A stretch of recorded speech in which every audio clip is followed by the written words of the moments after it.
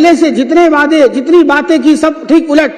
यानी गिरगिट भी इस दुनिया में शर्मा गया है कि मुझसे भी बड़ा अगर कोई है तो वो अरविंद केजरीवाल है। उन्होंने अध्यक्ष जी पहले ही 5 साल बोलने नहीं दिया, अब तो आप 5% से 12% कैसे लाएं?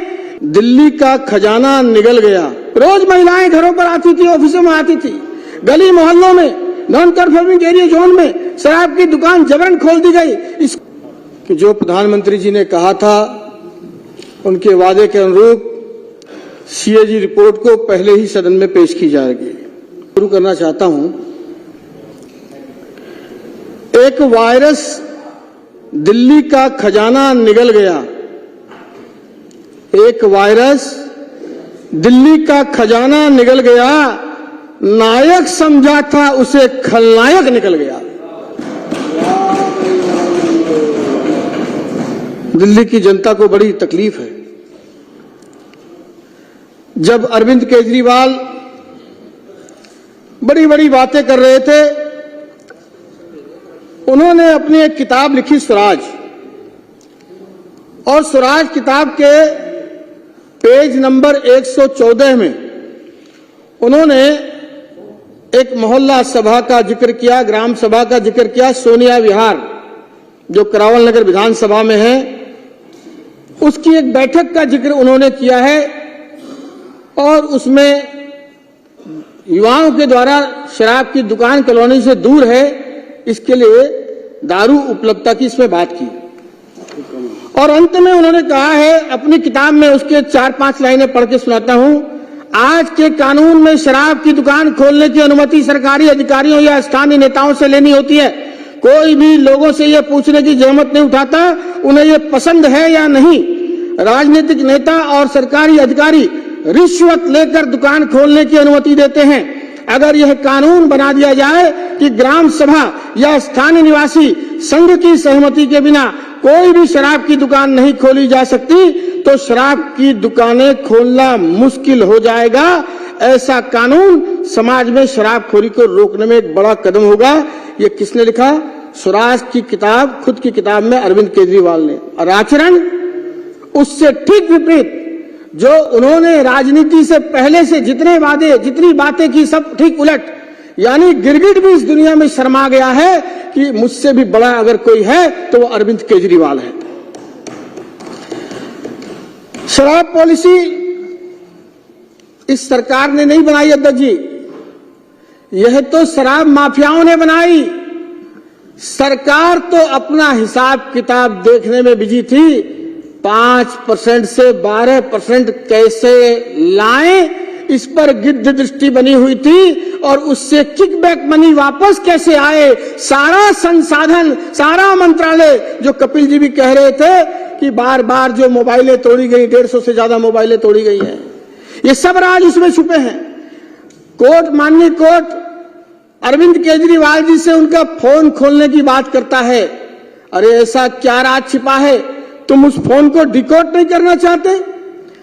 मुख्यमंत्री जी, आप ईमानदारी की बात करते हो, भ्रष्टाचार के दलदल में पूरी तरह से फंसे हुए हो, आप इसलिए अपने फोन को डिकोड तक नहीं कर रहे, क्योंकि उसमें सारी राजदारी बाहर आ जाएगी।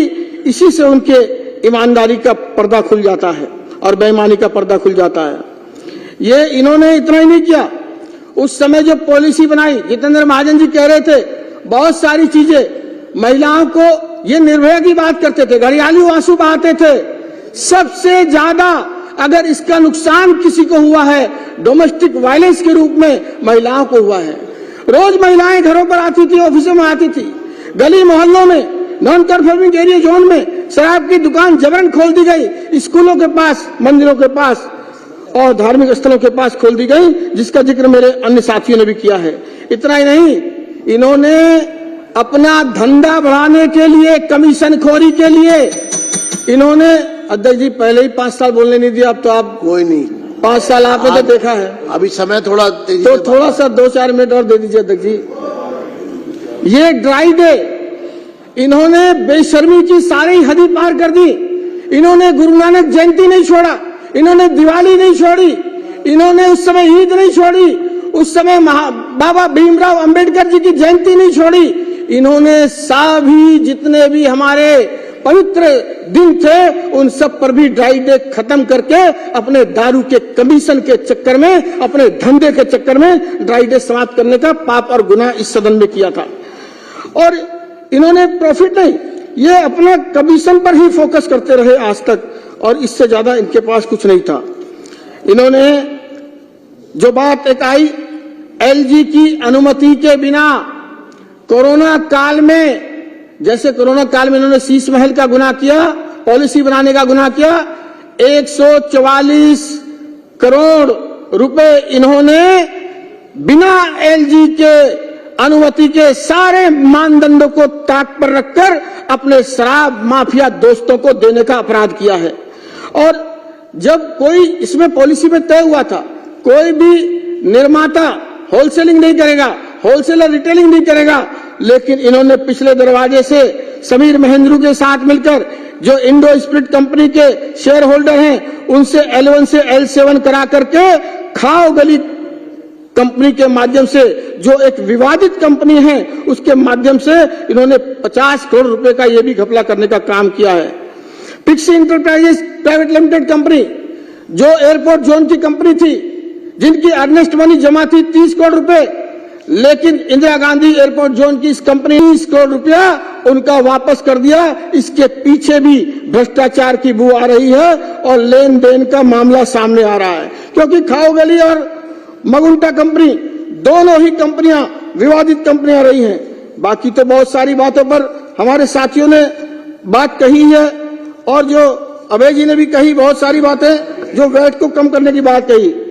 एक देखिए, इन्होंने ये अपनी जो सीएजी की हिंदी वाली कॉपी है उसमें 95 नंबर पेज पर है, निरीक्षण के दौरान मिली संदिग्ध बोतलों की संख्या खुदरा में 8,119, एचसीआर में 3,592, L1 में 19,428, यानी 31,139 बोतल इन्हें संदिग्ध विभाग को मिली, लेकिन इन्होंने मिलजुल कर जब्त कितनी की? मात्र 105, यानी बाकी की 31,000 बोतलें कहां गई हैं, इसकी भी जांच मैं आपके माध्यम से मांग करना चाहता हूं। यह सरकार बता नहीं रही है। दिल्ली की जनता बार बार पूछ रही है, दिल्ली की जनता बार बार पूछ रही है कि तू इधर उधर की बात न कर, ये बता कि काफिला क्यों लुटा है, मुझे रहजनों से गिला नहीं, तेरी रहबरी का सवाल है। इस बात का जवाब उन्होंने नहीं दिया।